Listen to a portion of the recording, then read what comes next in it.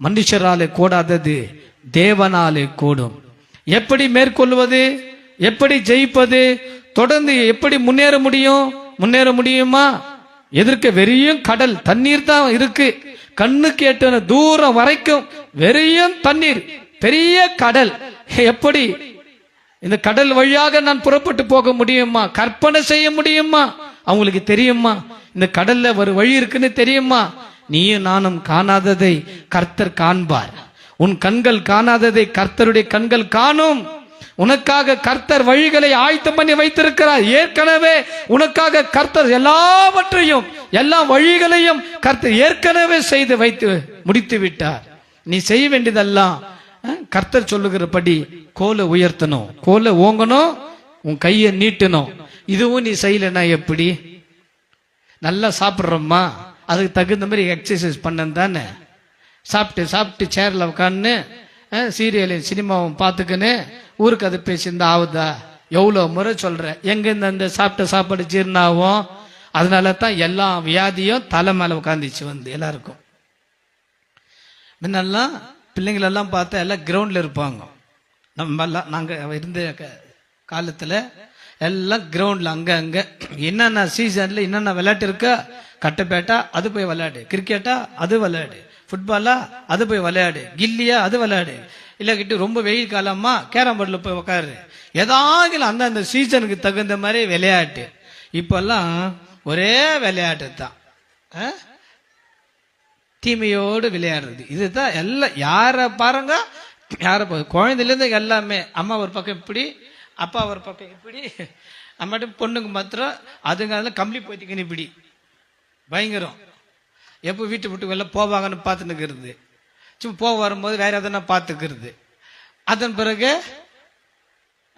Start பண்ண வேண்டியது. எங்கேயுமே கிடையாது, ஒன்றும் இல்லை. அப்படி ஸ்தம்பிக்குது உலகம். இதுவரையும் இல்லாத அளவுக்கு பெரிய பெரிய கொடிய வியாதி வர்றதுக்கு என்ன காரணம்?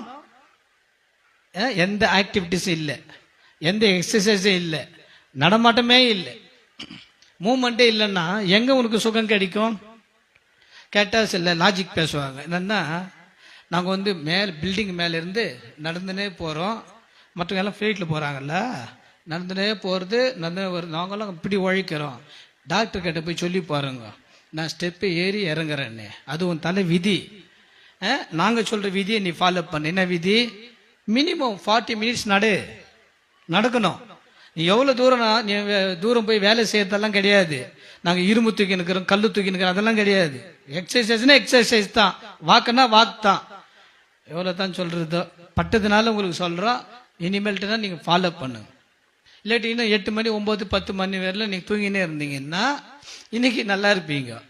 நாளைக்கு எல்லா வியாதியும் அப்படி அப்படியே வந்து சேர்ந்துடும்.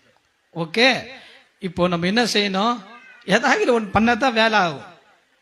நான் ஒன்றுமே பண்ண மாட்டேன்னா எங்கே உனக்கு சுகம் கிடைக்கும்? நான் ஒன்றுமே செய்ய மாட்டேன், எனக்கு அற்புதம் நடக்கும். எங்கே நடக்கும் உனக்கு?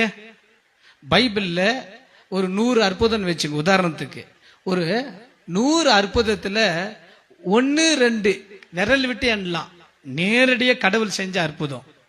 நேரடியா எந்த மனுஷனுடைய துணை இல்லாம, யாருமே இல்லாம, தெய்வமே டைரக்டா டீல் பண்ண அற்புதம் 1 2 3ன்னு எண்ணலாம். பைபிள் ஃபுல்லா நீங்க வாசித்தா. ஆனா பெரும்பாலான மிராக்கல் யார் மூலமா தான் செஞ்சிருக்கிறாரு? மனுஷர்களை கொண்டு. மறக்கவே மறக்காதீங்க, பைபிள்ல மேக்சிமம் மிராக்கல் யார் மூலமா நடந்திருக்கு? கர்த்தர் மனுஷனை கொண்டு தான் செஞ்சிருக்கிறாரு. சில 1 2 தான் அவரே நேரடியாக இறங்கி ஒரு தூதன் அனுப்புவாரு, அவரே அக்னி இறப்பாரு, அவரே பூமியை பிளப்பாரு. இதெல்லாம் ஓர் இருமுறை தான் அவரே டைரக்டா டீல் பண்ணது. மற்றபடி பெரும்பாலான அற்புதம், அதிசயம், சுகம், ஆச்சரியமான விடுதலை எல்லாமே மனுஷன் மூலியமா தான் தன்னோட வல்லமை விளங்க பண்றார். தெய்வம் மனுஷனை சார்ந்து தான் செயல்படுறாரு. என்னை சார்ந்து தான் அவர் கிரியை செய்கிறார். என் மூலியமா தான் பேசுகிறார். என் மூலியமா தான் உனக்கு சுகம், என் மூலியமா தான் உனக்கு விடுதலைன்னு பார்க்கலாம். ஓகேங்களா? அதனால நமக்கு எல்லா பிரச்சனைக்கும் தீர்வு நம்முடைய கையிலையும் நம்ம கிட்டே தான் இருக்கு. நம்ம கிட்ட தான் இருக்கு.